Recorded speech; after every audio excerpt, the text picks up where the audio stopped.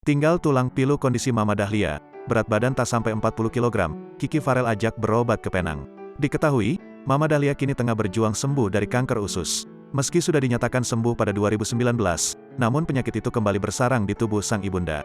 Dikutip dari Kompas.com, pria kelahiran tanggal 6 Mei tahun 1986 itu mengaku merawat Mama Dahlia di rumah. Ia juga menyampaikan bahwa kondisi sang ibu masih stabil. Sampai sekarang Mama masih kuat dan masih segerlah. Cuman memang kondisi napasnya saja sudah sedikit engap, tapi positive thinking saja, ucap Kiki Farel saat ditemui di kawasan Rawalumbu, Bekasi, Jawa Barat, Senin, tanggal 9 Mei tahun 2022. Namun, Kiki Farel mengungkapkan sang ibunda memiliki berat badan kurang.